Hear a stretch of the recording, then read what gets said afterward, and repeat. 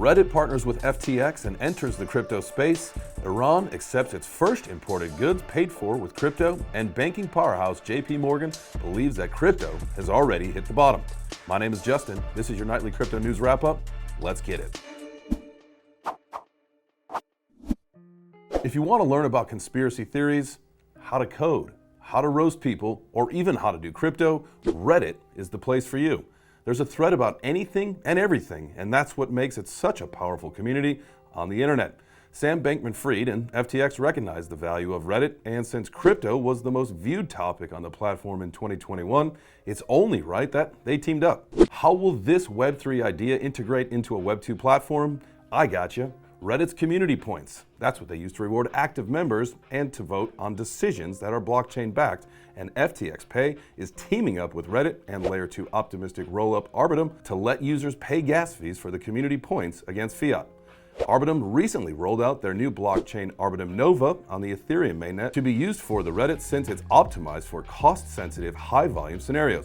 And their developer, Off-Chain Labs, describes the new Nova chain as the premier solution for Web3 gaming and social applications. Off-Chain CEO Steven Goldfeder told Blockworks, "How do you get 1 billion users on a blockchain? By tapping into these existing communities and bringing them to the blockchain." Brilliant.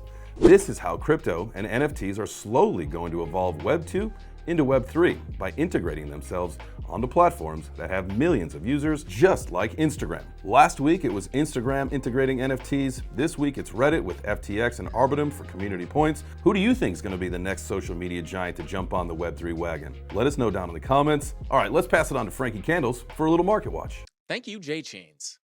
All right, guys, let's jump in and do a little market watch here. We've got Bitcoin coming in at $23,205, down about 2.5% on the day. Ethereum coming in at almost $1,700, even down about 4% on the day. Now, guys, I want to bring you over to the charts here. Now, for Bitcoin, we are holding a very, very important area of support. In my opinion, this is the most important area of support if we want to continue our move higher. And that is the value area high at about 22,985. Now, as you can see, we are currently holding this level, potentially coming up to bearishly retest this next resistance level. So this will be the make or break moment if we are going to pop up here and continue higher, or if we're going to get a harsh rejection back down to this level.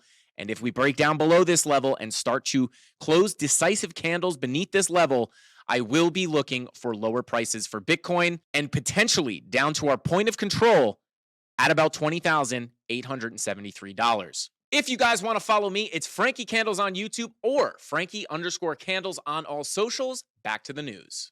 One day after Tornado Cash gets the boot, Iran comes out, announces that they're receiving their first importation of goods paid for by cryptocurrency.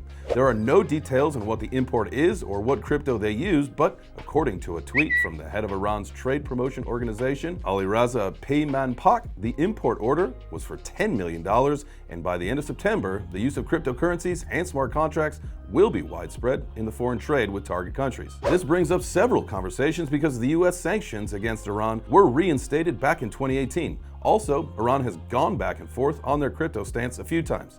The Iranian government was mainly concerned about crypto's energy consumption.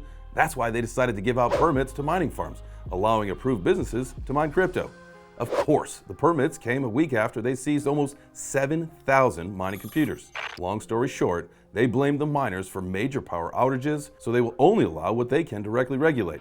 There's also news that Binance operated in Iran despite the sanctions, but the story is a bit skewed because the Iranian viewers had to use a VPN to hide their location. It's not like the door was wide open, they were breaking in through a window. Binance used WorldCheck, the global standard for KYC, but the users weren't doing KYC because at the time, you could sign up and trade using only an email address. In August of 2021, Binance tightened its anti-money laundering checks, so that door is now locked and the window is boarded up. I'm not sure if we're in the accumulation phase of the next bull run quite yet, or if the latest price action was just a relief rally, but JPMorgan's banking analyst Kenneth Worthington believes that crypto has found its floor. His line of thinking is that the fallout from the Luna crash has done all the damage it can do, and that the Ethereum merge to ETH 2.0 is going to be that catalyst that will take us to infinity and beyond. Not saying he's wrong or right, but you have to look past the words and look at the intent. Do they want us to buy more crypto now so they can make money off the FOMO money the next time the price falls? They wouldn't do that. Would they? Well, here's a Forbes article from late May saying that Bitcoin was undervalued by 28%. And we all know what happened in June. Do you think JPMorgan is built off the foundation of altruism, or that they want to pump the market sentiment to make a profit? You be the judge. That's all I got. Have a great rest of your night.